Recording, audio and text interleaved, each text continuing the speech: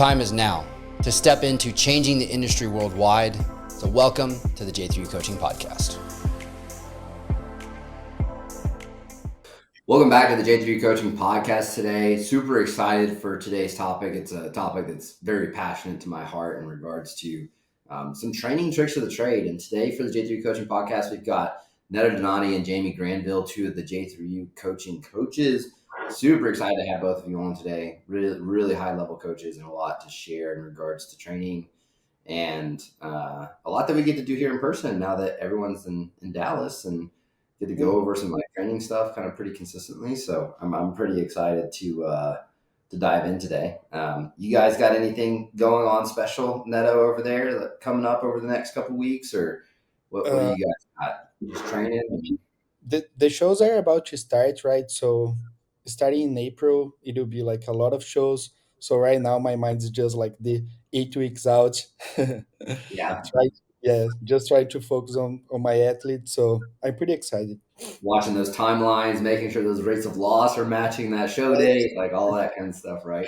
Yeah. What about you, Jamie? You're just getting settled. I know you're just like figuring out. Still just trying to get settled, moving to a different country, and at least I don't have to deal with winter anymore. I know it's hilarious because everyone's like walking around in parkas, and I'm in shorts, and people are staring at me. Jamie, don't act like this is not cold. This is not winter. This is not minus 30 like it is in Canada right now. So, and then I have a new baby puppy, so now I'm raising a baby and settling into a new apartment and whatnot. But it's good. I look forward to it.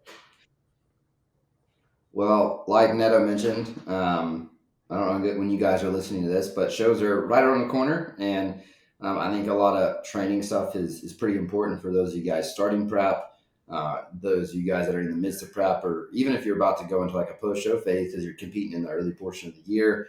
Some training tricks of the trade. I think a lot of this has to do with the start of like where we always start to start conversations is communication between coach and client, because I think that's where you actually upskill a client and being able to take training footage and getting feedback back and forth from coach to athlete. Jamie, I know you had a few things in regards to like taking the training footage that you kind of wanted to touch on. I think it's a big thing, right? Like we even have for those of you that have taken level 1, I made a PDF for everybody that's gone through level 1 and for the J3 coaches that goes over how to take training footage from different angles for different movements and why. Because it's really important. But I think, Jamie, like a couple things around that we kind of kick us off. Well, I think it's having the right angle so that we can see what their setup and execution is. And I think that it's just something that needs to be communicated because, well, one, a lot of people come from a place of not filming their training. So they might have had a previous coach where it just, they would be given training and they would look at the progressions, like the numbers on a piece of paper or spreadsheet, but there wasn't actually any physical sending training to see if it was being executed properly in it, not only just the movement pattern, but also the intensity. So because we ask for them to send their top working set, right? Mm-hmm. And so if we aren't seeing intensity, in that top working set, then that's where we go to our athlete and say, hey, is this something that's happening across the board with all of your training? And is this a trend that we're seeing in all the videos that they're sending to? And then just something that needs to be addressed, because I don't know that, there are a lot of people too who don't understand that, training within the proximity of failure. Mm-hmm. Maybe guys, women, we tend to have to nurture them a little bit more to understand that. Yeah, I think it's an interesting dynamic to manage. And I think that's why you get top sets sent, right? I think it's where you're going to see form breakdown. It's where you're going to see like what type of athlete they are, if they're the person that, because there's spectrums to this, right? There's the spectrum of the person that puts the headphones in, gets amped up, form starts to slip, but they take those logbook progressions using anger all the way to like, doesn't even get close to failure, but every rep looks pretty good. And there's problems with both of those, right? So as per usual, the best things are kind of in the middle ground. Neto, I know you're kind of like me. You love it when you get people in person and you spend a lot of time doing some in Yeah, person work. but something that I really like the video. It's sometimes they'll tell us what's happening in the exercise. But if you watch the videos, let's say that they say like at the hack squat they cannot get more range of motion. Mm, But then you watch the video and you see that the machine maybe doesn't have the adjustments, but maybe you can get like a yoga block input like under their shoulders. They gain this range of motion, but they don't know like this trick. yeah, And that's something that I really like to watch the videos to give more options or to maybe see. So this machine is not good for you. Let's switch for another one and find the best pattern for them. yeah, Yeah. 100%. Not to make this into a foot podcast, but feet and footwear and foot position and all of this, right? It's like how many hack squat videos Netta have you gotten? It's like direct side view and have no footage of like where foot placement is on that platform or being able to tell kind of how they're pushing their foot pressures. And like Yeah. on a hack squat, that's huge. That's massive. I need to be able to see that. And depending on the hack, a lot of times you can see if like their foot's coming up or they're getting heel elevation where you would need to account for that. But man, it's how we transfer force into the floor, the footwear that you use, and the positions that you set yourself up in are what going to tell you whether you get the most mechanical tension out of that movement or not. Like Mhm. get recordings where I can see what your foot stance is. Like for the love of all that is good and maximizing hypertrophy, which is what this podcast is about, and that coaching client dynamic, please get video footage of your feet because I don't really care about actually seeing your feet in regards to like making this a foot podcast, but I need to make sure that you're transferring force into the floor the way that we need to. And footwear is something that we get a lot of questions about, and I'm pretty picky about that. But do you guys have like footwear that, and it changes client to client, right? But like depending on kind of the needs of the client. But do you guys have a couple different pieces of footwear that you guys like to suggest for people? Well, Neto, how often do you see girls sending videos doing deadlifts with those Hoka Oh, Lord. runners on that have the heat, like the giant pillow soles that are like this, that are just completely dumping them into their toes, Or the New Balances, the 96. or the which are comfortable. I like them, but however, I do not wear them for leg training day, Yeah. especially for posterior. So, Mm, I mean, when it comes to any like squat pattern, and if I'm seeing that, they might have a little bit of limited ankle mobility.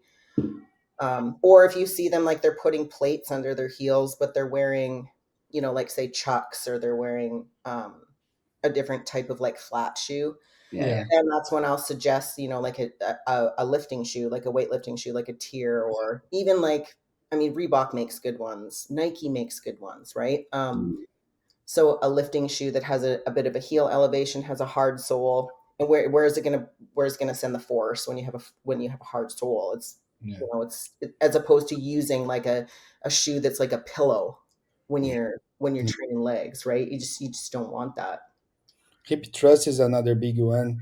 Sometimes I see they pressing with their like ankles instead of like pressing with the whole feet because Yeah. I don't know. I guess I saw like on Instagram a few years ago people saying that if you press with your ankles, it's better for glutes and hamstrings. So we have this wrong idea. Yeah, this dynamic.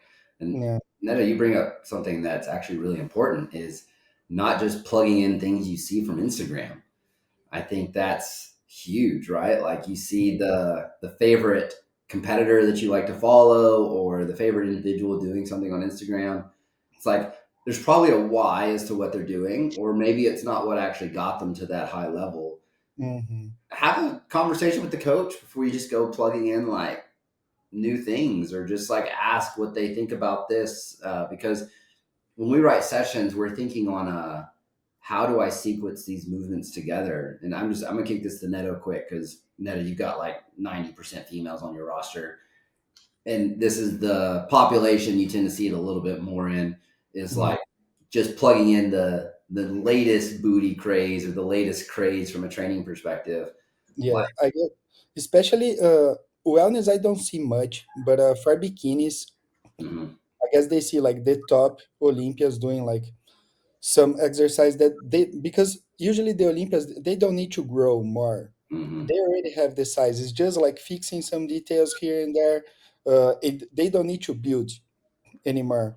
Yeah. That's why they have like this more fun workouts, and they just try to follow the decline, reverse, frog. Set up the This- camera angle like directly under the butthole so that you're getting yeah, like a so nice it looks really good. You get a lot of likes. Yeah, camera. It's the infamous birth canal shot. Yeah, the birth canal shot. But I mean, all in good fun, right? Like it's totally cool to I understand like maintaining a social media following if that's like how you make your money. But like when we talk about actually changing physiques, right? Like it's huge. Like to understand that we've got to be able to get really good at doing the things that drive the most mechanical tension um, towards that. And I think kind of within session structure, I think is a part of getting the most out of an athlete. Um, Jamie, I know this is like a little bit of a soapbox that you might want to get on is we don't just write sessions to randomly put sessions together, right? Like moving days and things like that. It could really put someone in potential for getting injured. Well, and I think that unless we articulate that to the people that we're working with, they maybe not don't have an understanding of why we put certain days where we do and why it isn't great to train, 3 leg sessions in a row, or even like say you have someone, I mean, not just talking about women, or if you look at like higher muscularity classes for women, which the training is going to be pretty similar to a male bodybuilder, just Mhm. with less pressing, right? But if you have a really hot, heavy output like pull day, back day, you're not going to be wanting to do posterior the next day, or vice versa, right? And so people might not, they just might not understand that, because it's like you get the person who's just like, I want it now, and I'm like 110% in, let's give her. I'm going to train every single day because I'm going to improve. I'm going to be the best thing that's ever hit the stage, right? Mhm. But they just don't understand that what can compound from doing that. So um I mean, I think we've all had that, been in that place where we're just like, oh, I feel fantastic, I'm going to train again tomorrow, yeah. Yeah. even though it's my rest day and my coach said I should take a rest day. That's something that I like to have like the daily habits, the daily check-ins, because we have a question there like, did you train today? And sometimes I see yes, yes, yes, yes. I was like, he's not resting. Yeah, and I actually get my athletes too to put what they trained. So it's Uh, not just yes. And so I'll see, like, there's been times where I'm like, there's 6 days in a row, and it's like legs, pull, legs, push. And I'm just like, what is happening? Like, did you actually like mean to say that you trained 6 days in a row, or did you accidentally forget to put uh-huh. Yeah, in? I think I give clients a general rule of thumb of never going more than 3 days in a row. Like if you have to pivot a schedule because something happens and they're just like managing it on their own, that's like a general rule of thumb that I'll write for most people. The only cases in which it might change is like highly specialized programs, but those athletes you're writing highly specialized programs for are going to know how to manage that anyways and probably don't need that guidance. So Mhm. that's really kind of like the cases or like the general rule of thumb I try to give. But man, it just kind of points to like the daily habits and the daily check-in like portion of like the whole check-in process, right? Being extremely important on the training side because if we're running into issues of fatigue accumulating faster than we expect or we're running into like injury profile issues or anything along those lines, it's something that we have to make sure that we manage. Yeah, and if you see the trend of someone who's not taking rest days, but they have chronic injury happening, Yeah. it's Yeah. not And it's not unusual.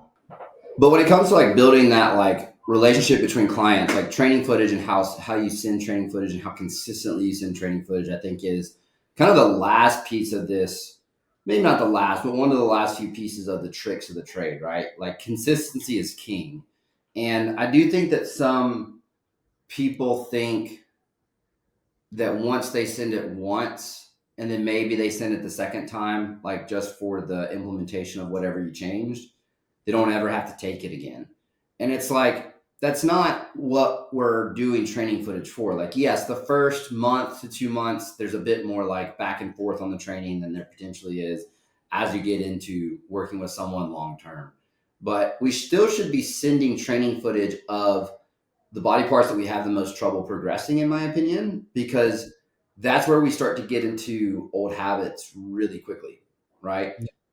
It's something that you can really start to, you get into the flow of off season, load is going up and up and up. You want to see that trend going up and up and up. And we start to kind of get into those bad habits on like the weak body parts. And I think it's where we as coaches, like we're not paid to be intervening in times where things are going right. Like we're paid to notice when things are going wrong before they go wrong, or to fix the things that have gone wrong and be able to get them back to being productive. And I think that point right there is a place where you can catch things before they become a problem. And especially in clients that have like higher leg volumes, just because a lot of that work is compound work and it can be add up over time very quickly. So is there like any rules of thumbs you guys use for consistently sending training footage, like an amount per week or anything along those lines? Something that I like to do, like as soon as the athlete starts with me, uh, I give them like 2 weeks to record all of them, because like at first I want to see all of the exercise. So I give 2 weeks because it's hard to start like a new diet plan, a new training plan, and have to record Mm-hmm. like everything at the first week. I know that can be like annoying for them. So I give like 2 weeks to get all those videos, and then here and there I make a list of some videos, because if sometimes I realize that if I ask to record videos, maybe they don't record what I want to see, like, or what I want to see like the most. So I make a list of the training one. I want to see this, and that. Training two, this, and that. So from week to week, I have in my timeline to ask them to record at least these videos. Of course, they can record all of them, but at least a few. There's something really important for me to keep watching. Yeah. Yeah, and I just get them to break it down so that it's like the first two exercises of each training day, making our way through them, right? Um, Mm-hmm.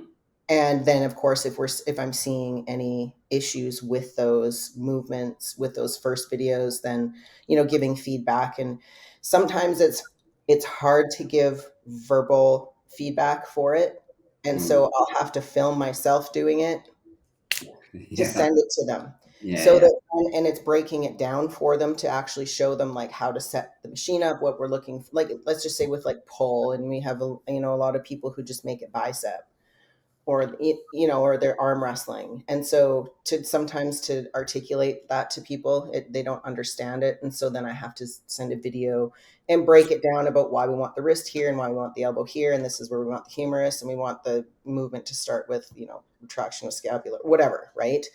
As opposed to just saying, um, saying, well, you need to move your elbow, or you need to, things like that. So Yeah, I think there's two ways to give feedback on training footage. I think if you're pointing out something specific, it's good to do it within the confines of the Loom video so that they can actually visually see kind of what's going on or where the problem is.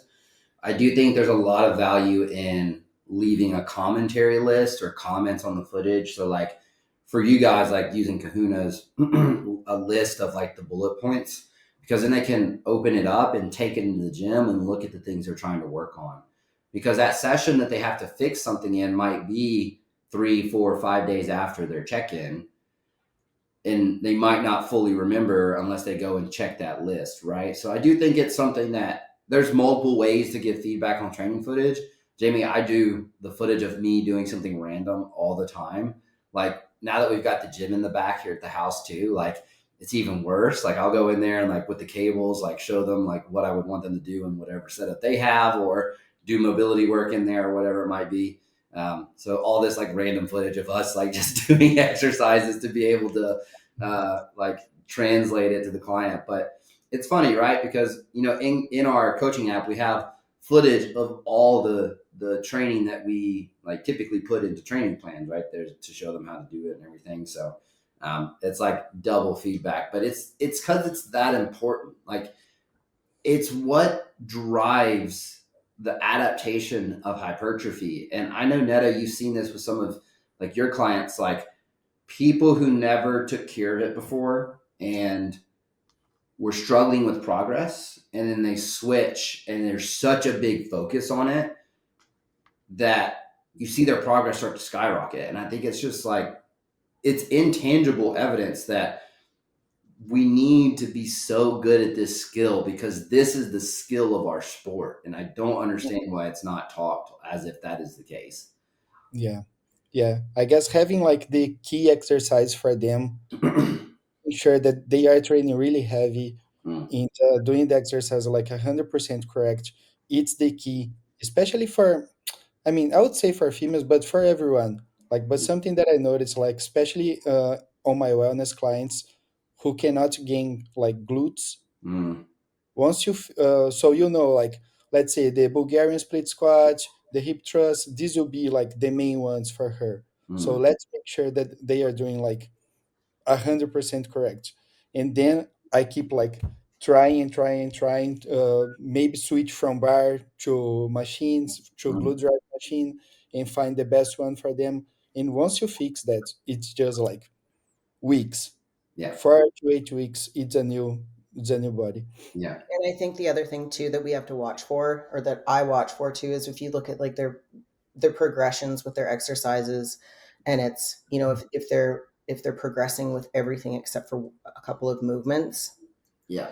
and then that's where I'm like, hey, you know, like I've noticed that this one specific exercise, we're not really seeing much of a progression. Can you send me a video of, can you, and this might be like, you know, 3 or 4 months down the road. Right. Hmm. Can you send me a video of you doing your top working set just so I can see, like, maybe it's just not working for you. Maybe we need to find something else Yeah. that's better. Or like, are you having any issues with it? Yeah. Um, because you guys often get, from people too, they're like, oh, well, you know, I don't feel it. Yeah. Mhm. Especially females, like with the glute training, like lengthened glute training is not the most feel based stuff, right? When you get into a lengthened position. Yeah. It's funny because you have like two things that drive that typically. I find like lack of progression in one area versus the rest progressing. One is like local fatigue. So if it's like a body part that's extremely specialized in program design and volume's really high, like that could be one of the problems. The other one, and the one that I think is more common, is instability in the pattern or inability to get in the right positions for the pattern, Yeah. actually driving the lack of progress because they're not being able to express fully the adaptations that they've gained across the training block. And a lot of times that's either fixing the form within that pattern or just choosing a new movement overall that achieves the same goal. Um, Yeah. so it's interesting because it's like you don't pick up on that unless someone's consistently sending training footage.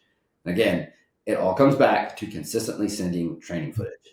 It is so important, and I cannot stress it enough. But as we kind of like start to wrap this conversation up, is there any like things that you would want to leave with the audience that you tell your clients about the training piece, or like tricks that you guys have? Like, I know we've all got our little things like the blocks under a peg to make setup easy or whatever those might be, right? But more so just like general tricks of the trade or things that you guys want to leave with the audience in regards to making the most of their training. Go ahead, Jamie. For sure. Ladies first. Pressure, no pressure. Um, I honestly, I think that if so, I mean, you just have to look at, if you're starting with a new coach, just keep the lines of communication open, Yeah. right? So don't feel like if you're asking questions that they're stupid. I Yeah. think that that's the biggest thing. And it's like, if you aren't understanding the programming, or if something doesn't make sense to you, or something doesn't feel right, or the machine doesn't, don't just like suffer through it. Have a conversation with your coach and just let them know. Hmm. um, I think that's the biggest thing, is especially when you're first starting to work with someone, it's like opening the lines of communication, learning how to communicate with one another, Hmm. right? And so also, if you're not, and letting your coach know that if you're not the best person at typing things out to give details, then send a voice memo. Yeah. Yeah, I think that's If huge. if you communicate better verbally, then tell them that, because that's just going to make the relationship with your coach even better for progression. Yeah. And something that I always ask my clients, it's put me to work, because sometimes they think that they are like bothering us, sending a lot of videos, and they're not bothering us. Actually, we love to watch the videos. It's like our Netflix, right? Yeah, I get that a lot. Like, oh, you're so busy. It's like, yeah, I'm busy because Yeah, I choose to be. Like, I still want to do my job. Like, yeah, go on. Like, we've that got makes those easier. going here. Well, and I Yeah, think that it's like, if I don't like that's I don't want them to think that they're bothering me. It's if we want to coach effectively and coach at a high level and get them the progress that they're here for, mhm, then it's like, then don't think that you're bothering us. This is what we're here for. yeah, Like, we are your coach. Yeah, So yeah. make a lot of questions, send a lot of videos, and put us to work. That's the main thing. All right, guys. Well, I think that kind of wraps us up for the day. So, thank you guys again. And if you guys have any questions, put them in the comments below. I'll be down there answering any questions you guys have. But until next time, take note, I'll switch in the pursuit of results, and we'll see you guys on the stage this year.